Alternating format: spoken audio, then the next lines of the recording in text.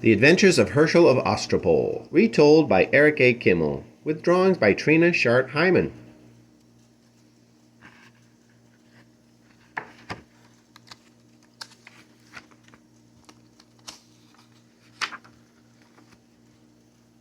Who was Hershel? No collection of Jewish folklore is complete without at least one story about Hershel of Ostropol, or Hershel Ostropolia, as he is called in Yiddish, the language of Eastern European Jews. Hershel was a real person. He lived in what is now Ukraine during the first part of the 19th century. As far as can be determined, he was born in the town of Balta and resided for a time in Ostropol, a tiny village where he served as the Jewish community's shochet, or ritual slaughterer. This indicates that Hershel must have had some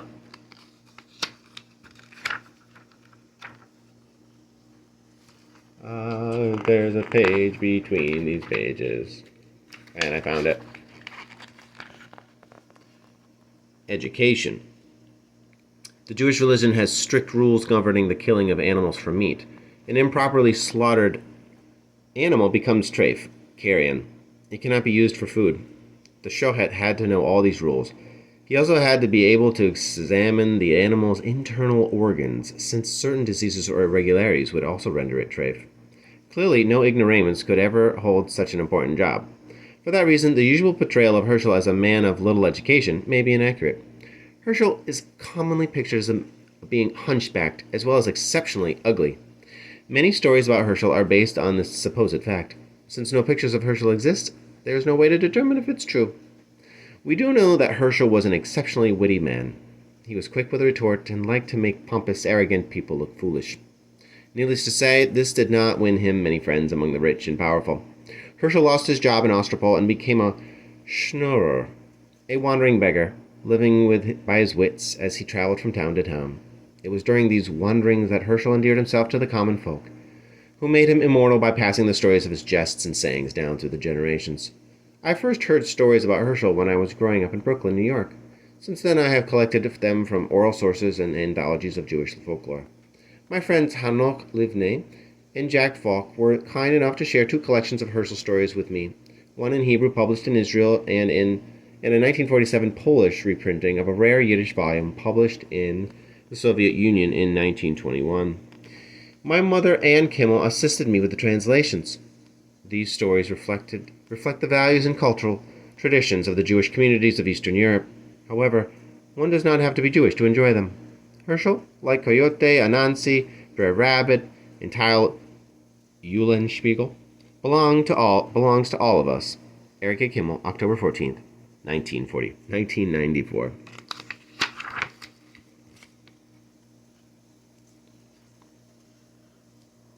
What Herschel's father did.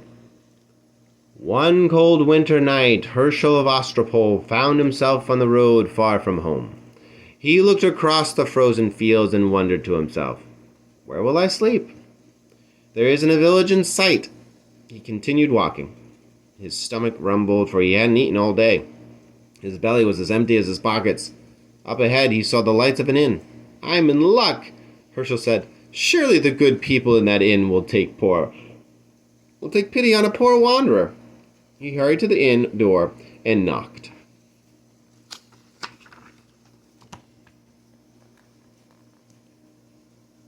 The door opened. "What do you want?" the innkeeper said in a none-too-friendly voice. "Kind sir, have pity on a poor stranger," Hershel began. "I have been walking all day without so much as a crust of bread to eat. I'm cold, tired, hungry, and miles from my home. Would you have a warm corner where I could spend the night? Any place out of the wind will do. And could you spare a bit of something for me to eat? Heaven will reward you for your good deed." The innkeeper was a tight-fisted skinflint, with a permanent frown nailed to his face. He looked Hershel over from head to toe and did not like what he saw. "I don't make the decisions around here," he told Hershel. "I'll have to ask my wife." He slammed the door in Hershel's face and went to speak to his wife in the kitchen. "There's a man at the door. He wants a place to sleep and something to eat. What shall I tell him?" "Does he have any money?" the innkeeper's wife asked. "I doubt it." "In that case," said the wife, "tell him he can sleep in the stable. But as for food, don't give him anything. I've seen this kind before. They always want a little bit of something, but once they get going, they eat like starving wolves.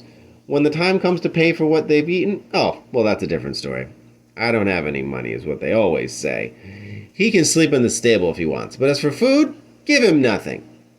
What if he insists? Tell him he got here too late. All the food is gone. The innkeeper went back to the door and repeated these words to Hershel. You can sleep in the stable if you want, but as for food, you've got here too late. It's all gone. I've never heard of an inn without food, said Hershel. Surely you'll have something. A bone, a fish head, a crust of bread. The innkeeper folded his arms across his chest. Didn't you hear me? I said we have nothing. Hershel glowered. He pressed his face up close to the innkeeper's and said, Maybe you didn't hear me. I'm hungry and I want something to eat. If I don't get something to eat, I'll do what my father did. Hershel grabbed the innkeeper by his shirt collar and began shaking him back and forth, screaming at the top of his voice. If I don't get something to eat, I'll do what my father did. Do you hear me? I'll do what my father did. He shook the innkeeper like a dog shaking a rat, shouting all the while, I'll do what my father did. I'll do what my father did. The terrified innkeeper broke away and ran to the kitchen. What's going on out there? It sounds like a maniac is loose, his wife said. A maniac is loose, the innkeeper stammered. That fellow at the door, he's crazy. He said if we didn't feed him, he'd what? He'd do what his father did. What did his father do?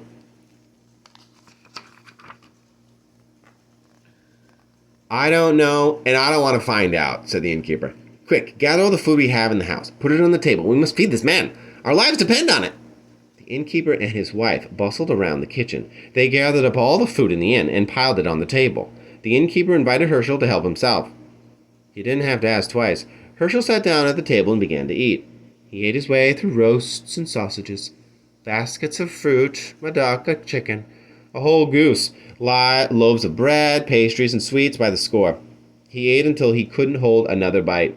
He ate until his buttons burst. No one could eat like Hershel of Ostropol. When Hershel finished, the innkeeper came up to him and asked very politely, would you like something else? Some pudding? A glass of tea? Oh, no, Hershel said. I'm stuffed. I couldn't eat another morsel. Are you sure? Oh, I am. In that case, the innkeeper said, I wonder if I might ask you a question?